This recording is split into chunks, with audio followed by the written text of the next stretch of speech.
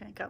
Hi everybody. I'm going to tell you the story of Pesach that we read in the special book that we're going to read at the Seders, which we're going to talk about, called the Haggadah. But look what I found. I found my Parsha book, so I actually can show you a couple extra pictures of the story. So we talked about it already, but I'm going to tell it to you again so that you can know it so great. Here we go. All right, we talked about there was a not nice king, and his name was King Paro. And King Paro said, all Jewish baby boys need to be sent away. But there was a mommy who's named Yocheved, and she didn't want to send her baby boy away. So here's a picture of her running away, and these are the mitzrayim, Paro's not nice soldiers. And she's running away, and here's what she does. She puts her baby boy in a basket to keep him safe. And the baby boy has a big sister named Miriam. And she says to Miriam, watch your baby brother close. Make sure he's safe. And she puts him in the water, and he floats off. And as Miriam is watching, Paro's daughter is going swimming. And she hears something like a baby crying. Where's it coming from? And she sees it's in the basket. She opens the basket, and in the basket, she sees a baby boy. And she takes him out of the basket, but she doesn't see a mommy. And she said, whose baby is this? I'm gonna take care of it. I don't have any children of my own. So she takes him out of the water, and she names him Moshe. And Miriam, his big sister, who was hiding, comes running out. I know somebody who could take care of that baby with you. Her name is Yocheved. But she didn't tell her that really Yocheved was Moshe's mommy. And Yocheved helped take care of Moshe till he got really big. And when he got older, Moshe found out he was Jewish. And Paro did not like the Jewish people. So Moshe ran away. And he ran away, and he grew up, and he got married, and he had children. And one day, he heard something coming from this really big mountain. The mountain was called Har Sinai. And he said, what's that noise? Is that a voice? And he climbed up the mountain. And he climbed up, and he saw, when he got to the top of the mountain, a burning bush, a bush that was on fire.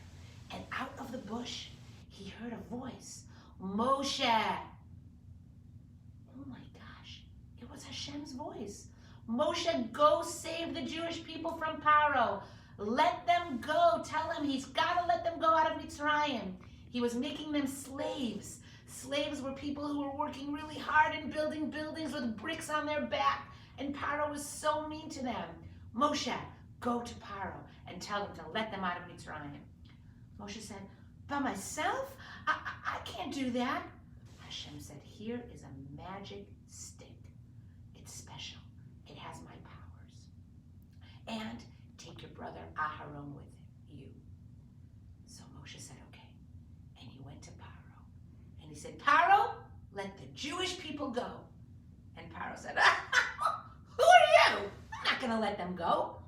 Moshe said, I have Hashem with me, and he has special powers. I have my magicians, Paro said. And Moshe put his stick on the floor, and it turned into a snake.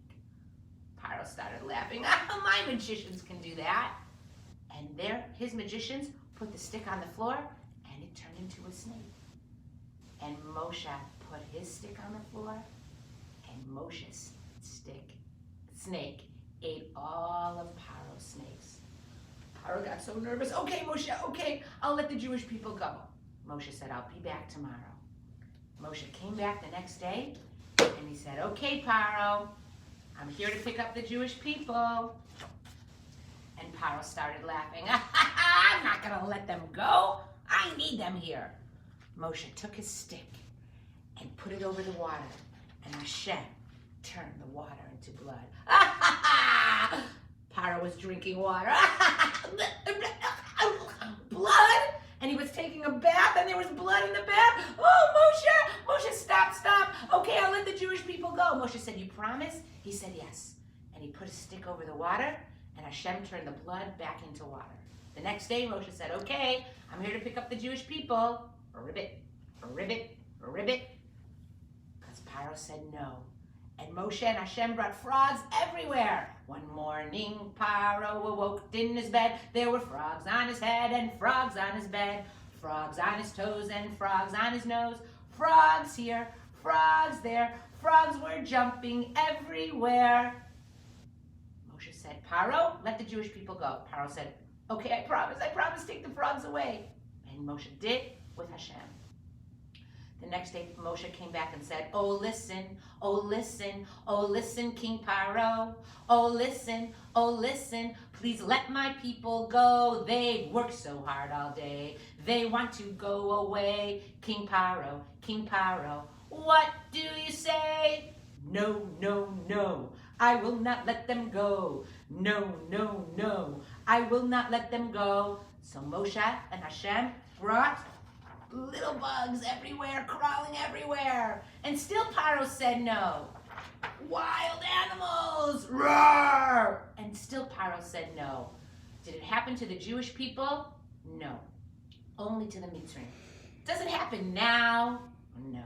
Could it ever happen again? No. Just a long time ago. And still Paro said no. All the animals got sick. And still Paro said no. Blisters everywhere. Not on the Jewish people, just on the mitzrayim.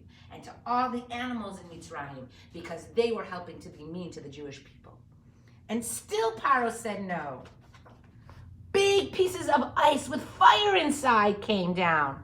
Still Paro said no. Flying bugs. Still Paro said no. Darkness. If you put your hands over your eyes and you close them so tight you can't see anything. And still Paro said no. The next day Moshe came back and said, Paro, this is a bad one that's coming. You've got to let the Jewish people go. And Paro still said no. So Hashem made it happen that all the oldest children in Mitzrayim, the oldest boys, were sent away. Paro was crying because he had an oldest son. And he said, okay, they could leave. So the Jewish people packed up all their stuff so fast. They were baking challah. It came out of the oven and turned into matzah. That's why we eat matzah on Pesach. But we'll talk about that later. And they ran out of Mitzrayim so fast.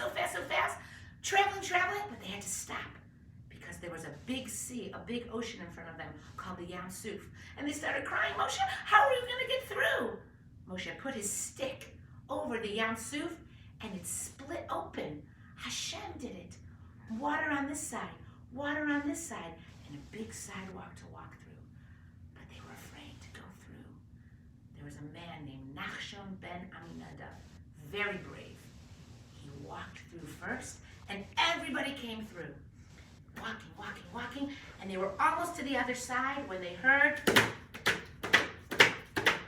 horses. Paro changed his mind. Go get those Bnei Israel, get those Jewish people, bring them back to Mitzrayim. I need them back right now. And the Jewish people started running, and they got safe on the other side. The Mitzrayim went into the Yam Suf. Moshe put his stick over the water and closed the water. And the Mitzrayim got stuck in the Yam Suf. But the Jewish people were safe on the other side. Moshe's sister Miriam took her tambourine and started playing, and everybody was dancing. Am Yisrael Chai, Am Yisrael Chai, Am Yisrael Chai, Am Yisrael Chai, Am Yisrael Chai, Am Yisrael Chai. The Jewish people should live forever. And that's the story that we read in the Haggadah. More Pesach coming soon. Bye, everybody.